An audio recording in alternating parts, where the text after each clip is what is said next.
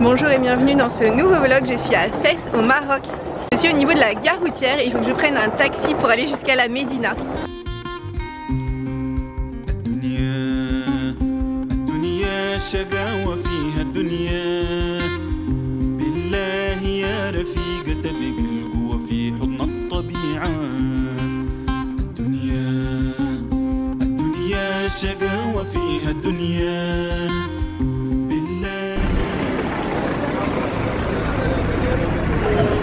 Voilà, et le taxi m'a déposé juste là devant la porte de la Médina, la porte bleue, celle qui est vraiment hyper connue. Alors voici ma chambre, elle est très originale puisque j'ai, donc ça c'est le lit, ce qui est plutôt classique, j'ai un escalier qui monte jusqu'à ma salle de bain. Et voilà. Alors le gérant de mon hôtel m'a donné un plan de la ville, mais surtout m'a expliqué tout ce qu'il fallait faire.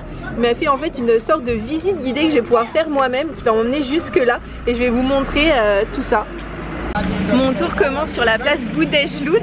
Le truc c'est qu'elle est actuellement complètement en restauration, alors je peux pas vraiment y accéder, mais c'est pas grave parce qu'il est temps du coup pour moi de rejoindre la Médina en passant par ce qu'on appelle la porte bleue, qui s'appelle aussi Boudejloud et qui est en fait un ajout assez récent puisqu'elle a été construite en 1913, ce qui n'empêche pas qu'elle est très jolie, et c'est du coup la porte principale pour la ville.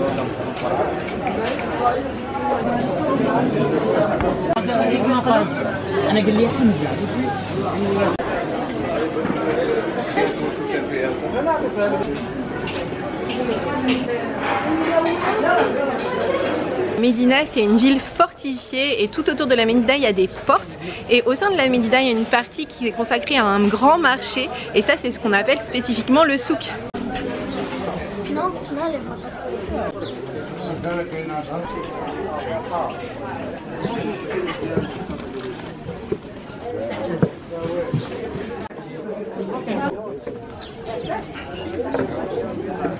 Regardez tout ce persil, ça sent trop bon, ça embaume la rue. Il y a vraiment énormément de vendeurs de légumes frais. Il y a aussi des fruits à vendre, des oignons. Donc vous avez le marché à ce niveau et avec les remparts de la ville, c'est trop beau.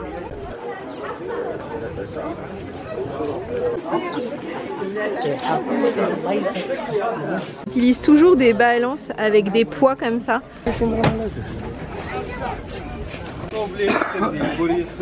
Ici c'est un marchand d'épices, il en vend tellement. Je sais pas du tout comment ça s'appelle tout ça. C'est un vrai marché de légumes avec des tonnes de fruits, des tonnes de légumes, et surtout ils vendent 1 milliard de persil, ce qui fait que tout le marché est embaumé de l'odeur du persil. C'est trop bien. Qu'est-ce que je vous disais? Encore du persil. Ça je sais pas, ah on dirait des mini artichauts, des courgettes probablement. Vous avez différents bouchers, et les bouchers ils ne font pas que vendre de la viande, ils ont ici un four qui permet de la cuire directement. Et vous pouvez aussi acheter du pain, et comme ça, ça vous fait le sandwich directement, ça se fait beaucoup ici. Là, la viande est exposée directement comme ça sur les étals, et comme ça c'est possible de l'acheter directement. Je suis vraiment dans le quartier des bouchers, il y en a plein partout.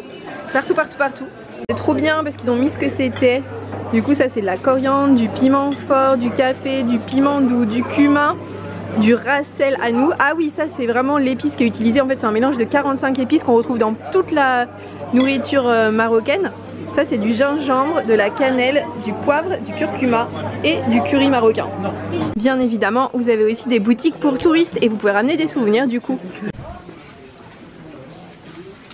Parfois il faut négocier, et parfois en fait les prix sont fixes. Par exemple là c'est 70 dirhams et les boucles d'oreilles c'était 10 dirhams. Voilà. Ici c'est pareil. Pas besoin de négocier, les prix sont fixes, c'est quand même plus pratique. Vous avez bien sûr aussi des coins entiers avec des vendeurs de grands tapis berbères gigantesques. Après je sais pas comment vous faites pour les rapporter dans votre voyage en soute, hein, mais dans votre bagage en soute plutôt. Regardez, c'est trop beau à l'intérieur, c'est magnifique.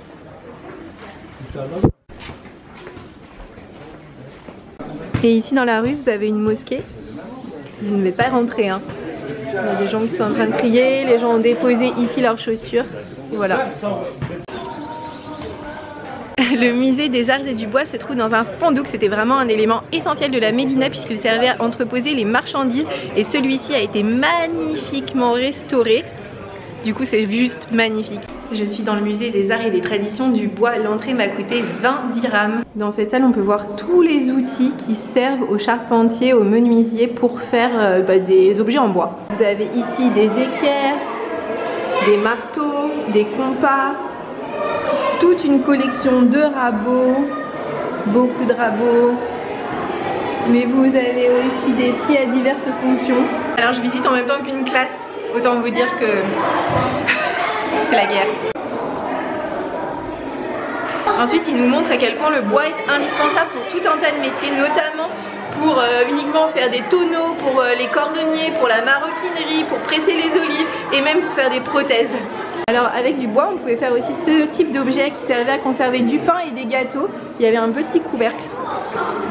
Voici les sièges de manège. En fait vous vous installez là, il y a un axe central et ça tourne, et c'était installé sur les places principales à Marrakech ou ici à Fès.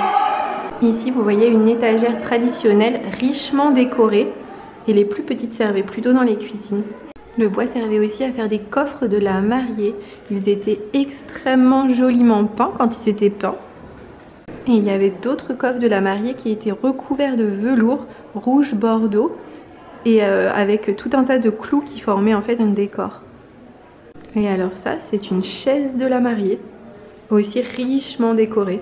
Le jour du mariage, la mariée s'installait là sur le plateau qui était porté par les gens qui dansaient, et du coup ils pouvaient se retrouver au-dessus de leur tête, installés sur un de ces plateaux. Alors ça c'est incroyable, j'avais jamais vu ça. À l'époque, ils faisaient des serrures en bois, mais aussi des clés en bois. C'est incroyable.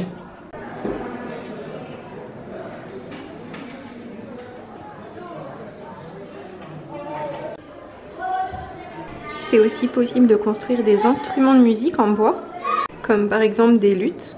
On utilisait le bois comme des supports pour écrire. Par exemple là, c'est des supports pour écrire du droit coutumier. On utilisait aussi le bois comme support pour écrire par exemple le Coran. Je suis dans le souk au Henné. En fait c'est un des plus vieux de toute la ville. À son milieu il y a deux énormes platanes.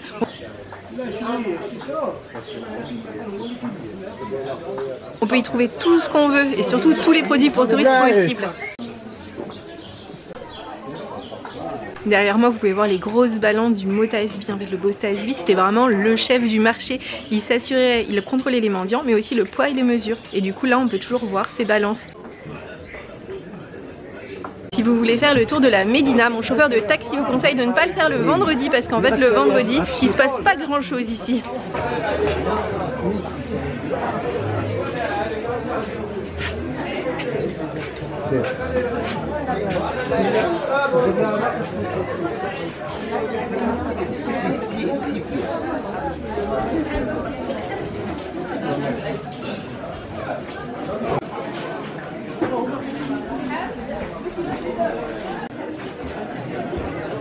Je suis dans la Médersa El Atari, fondée en 1325. Au premier niveau vous avez du zélige, ensuite vous avez du zélige avec des écritures coraniques. Tout ça c'est du plâtre sculpté. Et là vous avez du cèdre sculpté. Alors voici le zélige vu de près. Il n'y a pas de joint, je sais pas comment ils font. C'est juste trop beau. Et là vous avez des inscriptions qui proviennent du Coran, qui sont inscrites là. Et là juste au-dessus, le plâtre sculpté. Juste trop beau. Le travail du plâtre est juste tellement magnifique. C'est vraiment de la dentelle sur plâtre. Une médersa en fait c'est une école coranique. Le sol est à la fois en zélige mais aussi en marbre et il y a une jolie fontaine au milieu. Le plafond est sculpté, c'est juste magnifique. Et là, ce qui pend, c'est un sublime lustre en bronze. Et derrière, vous avez toujours le plâtre sculpté que j'aime tant. Le prix de la médersa coûte 20 dirhams. Alors, même si la visite est très rapide parce que c'est très petit, je vous conseille quand même de venir. Parce que bien que ce soit petit, c'est tellement chargé. Il y a tellement de détails magnifiques à voir, à regarder, que je vous conseille 1000 fois de venir dans cette médersa. C'est juste magnifique. Alors que j'étais pleinement satisfaite avec ma visite, en sortant, on m'a dit mais non, mais il y a encore un premier étage. Allez, prenez cet escalier. Donc là, je suis dans l'escalier. Je sais pas ce qui m'attend. Alors au premier étage, vous avez une sorte de couloir, un hall, qui mène à tout un tas de petites chambres pour les élèves. J'ai entendu un guide le dire, c'est pour ça que je le sais. Chut. Et depuis la fenêtre de la chambre, on peut vraiment voir les détails des sculptures. C'est encore plus beau d'ici. Dans cette chambre il n'y a pas beaucoup de mètres carrés, il y a une toute petite fenêtre et là vous avez bien un lit en mezzanine avec un petit espace pour mettre l'échelle. Et chaque étage est juste magnifique, on voit qu'ils ont vraiment pris un soin tout particulier à décorer, c'est à la fois sobre et en même temps un petit peu chargé, c'est assez marrant. Ah waouh, depuis cette fenêtre, il y a la vue sur le souk, la vue sur la cour et plus au loin la vue sur la Médina. La madrasa est juste immense, la seule chose que vous ne pouvez pas visiter c'est le toit terrasse. J'ai continué à visiter la Médina. Vous pouvez vraiment trouver des boutiques pour touristes mais aussi des marchands de tissus et une sorte de mercerie. Et là c'est vraiment pour les habitants du coup.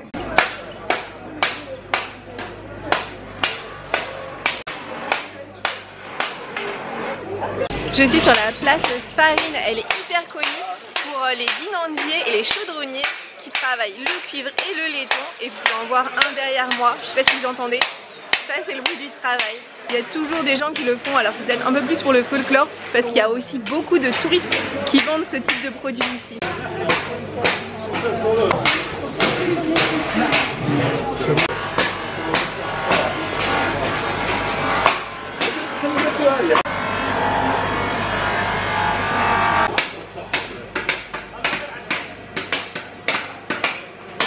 Je suis dans le Fondouk Tadouine. Un fondouk, c'est donc un endroit pour entreposer la marchandise. Il fut un temps où c'était juste habité par des locaux. Ensuite, ça a été complètement restauré et maintenant c'est devenu juste magnifique. Avant, ça ressemblait à ça. Ensuite, ça a été complètement restauré et maintenant c'est magnifique. L'idée, c'est qu'ici, les marchands entreposaient leurs marchandises et au-dessus, c'était une auberge avec des chambres parce que parfois les marchands venaient de loin et donc il fallait bien les loger. Donc ils logeaient ici dans les Foundouks. Il y a évidemment des tonnes de magasins où ils vous font une petite démonstration et où vous pouvez directement acheter les produits. Ils font même des démonstrations des produits eux-mêmes. C'est vraiment des démonstrations totales. Je suis devant la mosquée Karaouine. En fait, si je vous montre pas de mosquée depuis que je suis au Maroc, c'est parce qu'elles sont interdites aux non-musulmans. On peut juste les apercevoir depuis la porte de la mosquée. Celle-ci, c'est une des plus grandes d'Afrique. Elle peut accueillir 20 000 personnes et surtout, c'est la plus ancienne université du monde encore en activité. Donc, elle est assez exceptionnelle.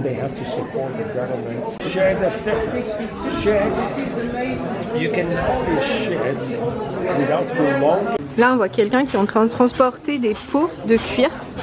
Je suis dans le lieu le plus connu de Toufès. Il s'agit de la tannerie Chouara.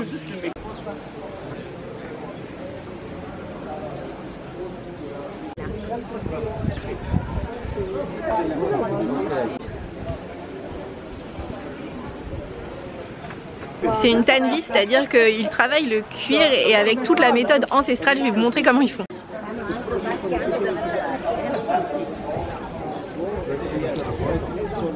Par mettre les pots dans ce type de bac composé de chaux et d'excréments de pigeons. Donc je vous raconte même pas l'odeur, il y en a tout un tas partout. Puis ensuite, ils enlèvent les poils qui restent de la peau et ils mettent les peaux dans des bacs comme ça avec des colorants naturels pour qu'elles prennent la couleur et ils les laissent comme ça.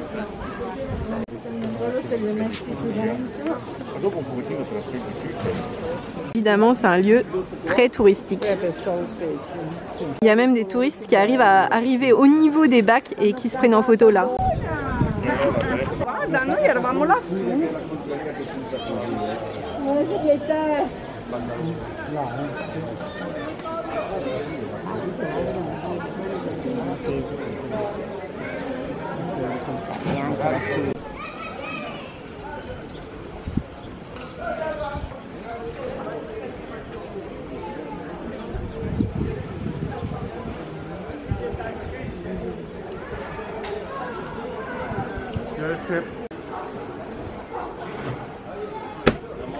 Et ici on voit des pots qui sèchent en hauteur sur la terrasse et là encore d'autres pots. Alors tout le monde dit que l'odeur des tanneries c'est vraiment l'enfer. En fait ça va, c'est pas non plus dramatique. Vous pouvez largement y aller. On vous propose un brin de menthe pour casser l'odeur. Moi je suis allée au niveau de la terrasse numéro 10 qui d'après le Lonely Planet offre le meilleur point de vue. Et franchement quand j'étais en haut je me suis dit vraiment que c'était vrai. Ça avait un super bon point de vue par rapport aux autres terrasses. En sachant que là je suis en fin d'après-midi et il se passait plus rien. Donc je vais revenir un matin pour voir vraiment le travail. Alors j'ai pris pour commencer un jus d'avocat. Alors comme il y en a sur toutes les cartes ici, c'est assez original. Le truc c'est qu'ils mettent énormément d'orange dans le jus d'avocat, ce qui fait que ça a plus goût d'avocat. Alors la couleur est verte certes, mais en fait ça a goût de jus d'orange. Et j'ai aussi pris un taktuka, c'est une salade marocaine chaude. En fait c'est à base de tomates, de poivrons crus, d'ail et d'huile d'olive et d'un autre ingrédient. Alors finalement il s'avère que j'en ai 4 différentes. J'ai de l'aubergine, des carottes, de l'aubergine avec des poivrons et des courgettes. Le tout est servi avec du pain.